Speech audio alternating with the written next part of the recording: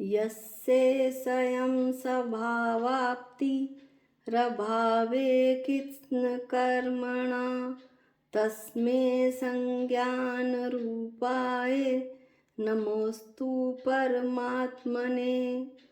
अनंत ज्ञान स्वरूप परमात्मा को नमस्कार करके आचार्य पूज्य पाद स्वामी अगली कारिका 17 कहते हैं।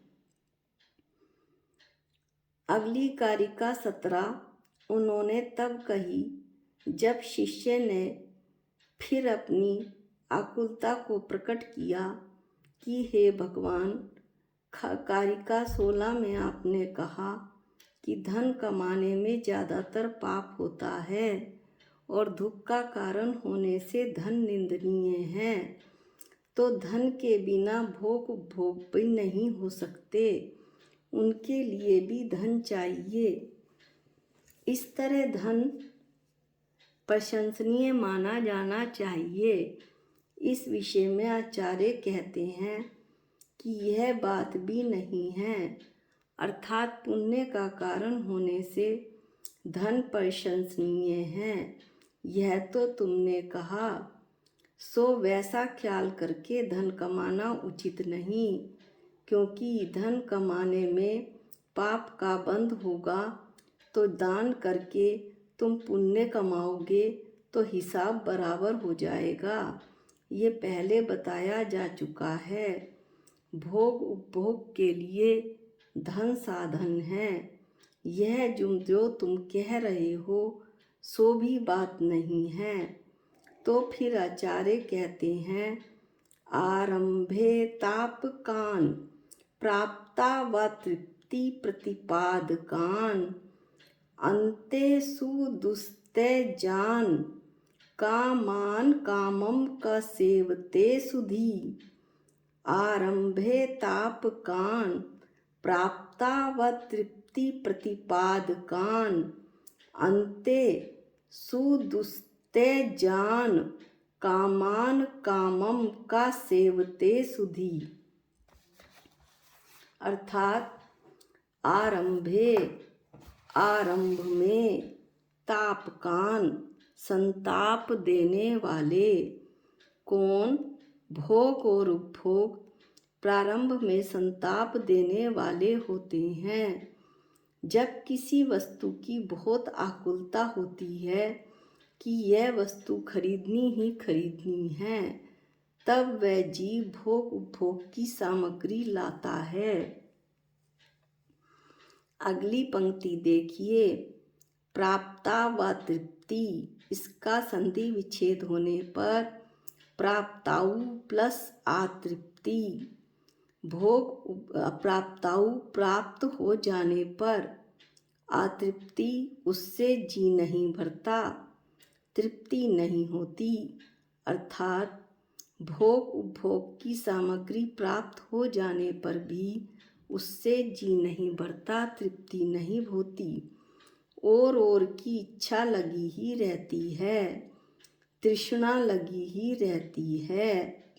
प्रतिपादकान यानी ये भोग और उपभोग तृष्णा को बढ़ाने वाले हैं।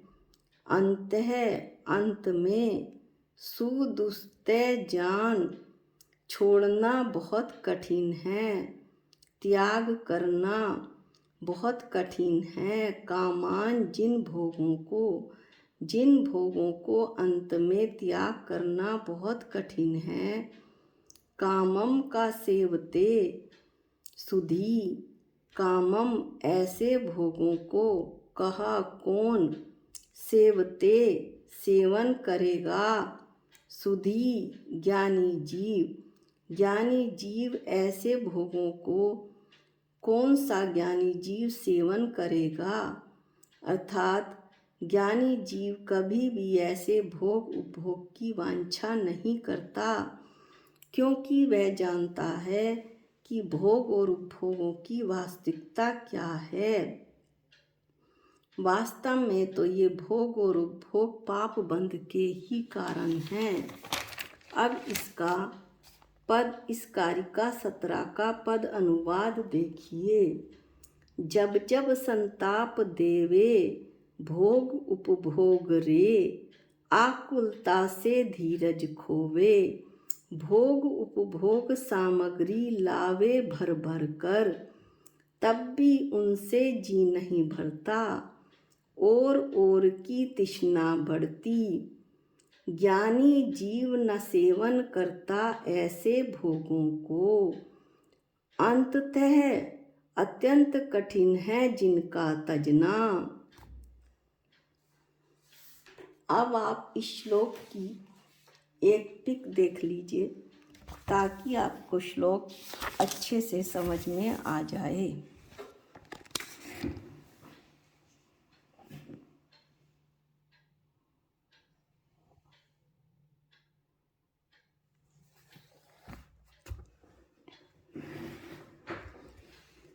अब शिष्य पुनः प्रश्न करता है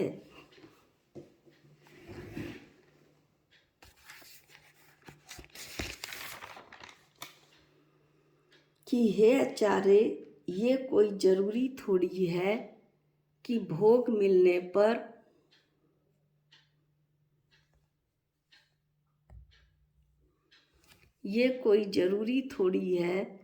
भोग मिलने पर तृप्ति ना हो। बहुत से लोगों को तो हो भी जाती है। तो बताते हैं कि वैराग्य भावना में 2 पंक्ति हम रोज पढ़ते हैं। जो जो भोग संयोग मनोहर, मन वांछित जन पावे, तृष्णा नागिन त्यों त्यों डंके, लहर जहर की आवे। जो जो मनुष्य को उसके मन वांछित भोग संयोग, मन को सुंदर लगने वाले मिलते जाते हैं। छोटे मकान से बड़ा मकान मिल गया, छोटी गाड़ी से बड़ी गाड़ी मिल गई, जेवरातों की कोई कमी नहीं रही, तब भी तृष्णा नागिन अपना फन फैलाती ही रहती है और डंक मारती ही रहती है। अर्थात उस भोग मिलने के बाद भी मनुष्य की इच्छा बढ़ती ही जाती है, और इस तरह से ये जो तृष्णा नागिन का जहर है वो पूरे मनुष्य में, शरीर में फैलता ही जाता है, मनुष्य के मन में फैलता ही जाता है, और उसका मन कभी भी संतुष्ट नहीं हो पाता।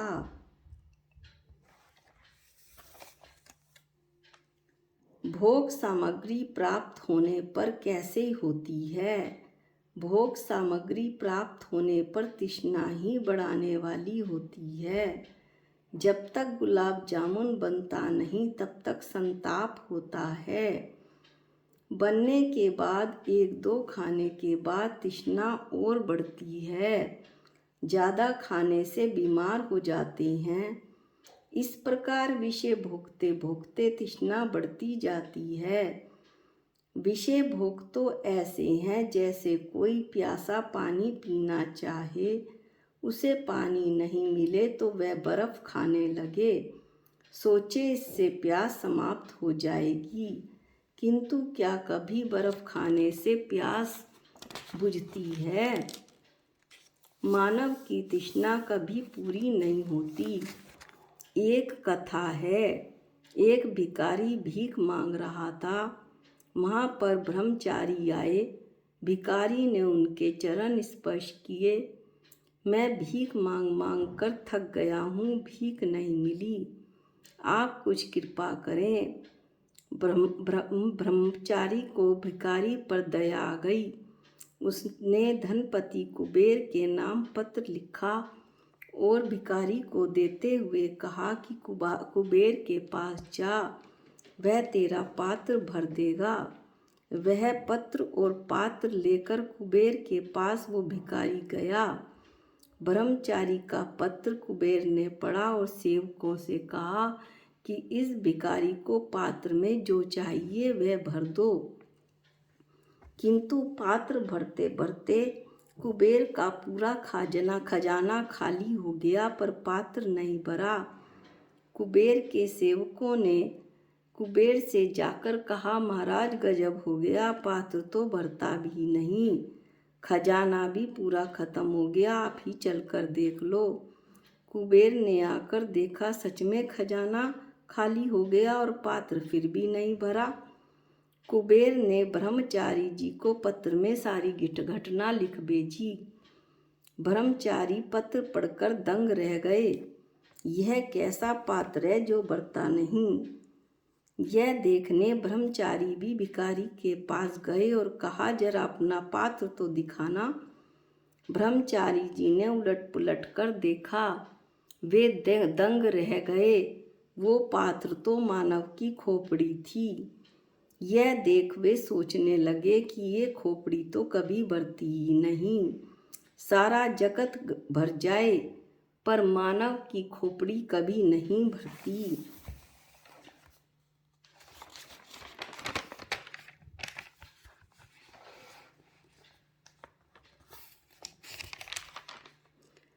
शिष्य फिर प्रश्न पूछता है, बड़े बड़े ज्ञानियों ने भोग क्यों भोगे? तो इसका उत्तर है कि बिना आसक्ति के भोग भोगे, उन्हें भोग भोगने पड़े। जब किसी ज्ञानी को अवसर मिला, वैराग्य भावना आई, तो 1 मिनट में उन्होंने सब त्याग दिया।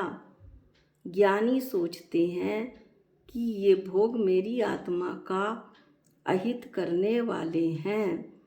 वस्तु का भोगना 2 प्रकार से होता है, रस लेकर भोगना और एक बिना रस के भोगना, यानी कि भोगों को भोगना पड़ना। भोगों के भोगने से तृप्ति होती है या छोड़ने से? शिष्य फिर प्रश्न पूछता है, अग्नि में लकड़ी डालने से, डालते डालते जाने से क्या अग्नि शांत हो जाएगी? कभी भी नहीं, वो तो और भी प्रज्वलित होती चली जाएगी। इसी तरह से भोग भोगने से इच्छा कभी तृप्त नहीं होती। इच्छा कब तृप्त होगी? जब हम इच्छा की वास्तविकता जाने कि इनसे पाप का ही बंध होता है। ये मेरी आत्मा के विभाव भाव हैं। पंच इंद्रिय के भोगों में कोई सार नहीं। इनको भोगने से जो सुख प्राप्त होता है वो माया जाल है, झूठा है। ज्ञानी तो विरक्ति के साथ भोग भोगता है, इसलिए ज्ञानी के भोग निर्जरा के कारण हैं। भोग भोगते हुए भी उनसे छूटे छूटे का भाव उसके अंदर में सदैव रहता है। विषयों का सेवन कौन नहीं करता? फिर शिष्य कहता है, बुद्धिमान ज्ञानी। बुद्धिमान विषय सेवन करने वाले परिणामों को देखकर जो विषयों का सेवन करते हैं, उनके परिणामों को देखकर बुद्धिमान व्यक्ति विषयों का सेवन नहीं करता। जैसे बीड़ी सिगरेट पीने वालों को कैंसर होता देखकर बीड़ी सिगरेट पीना छोड़ देता है। बुद्धिमान जानता है कि स्पर्शन इंद्रिय के वशीभूत हाथी कुटनी हाथी के वश में होकर एक बड़े गड्ढे में गिर जाता है और कष्ट सहन करके महावत हाथी कष्ट सहन करता है और महावत उसे अपने वश में कर लेता है। रसना इंद्रिय के वशीभूत मछली मरण को प्राप्त हो जाती है। घ्राण इंद्रिय के वशीभूत घ्राण इंद्रिय के वशीभूत भ्रमर फूलों में दम तोड़ देता है। नेत्र इंद्रिय के वशीभूत पतंगे अग्नि में जा पड़ते हैं और कर्ण इंद्रिय के वशीभूत हिरण भी अर्थात मधुर संगीत से हिरण मरण को प्राप्त होता देखा जाता है। अतः बुद्धिमान मनुष्य इन इंद्रियों के विषयों को छोड़ देते हैं। आज के वीडियो में इतना ही। अगले वीडियो में हम कारिका 18 का अध्ययन करेंगे। जा वाणी के ज्ञान से सूझे लोकालोक, जो वाणी मस्तक नमो सदा दे तुहूँ धोख। हे जिनवाणी भारती तो है जपूं दिन रैन, जो तेरी शरणागते वो पावे सुख चैन। सबको जय जिनेंद्र।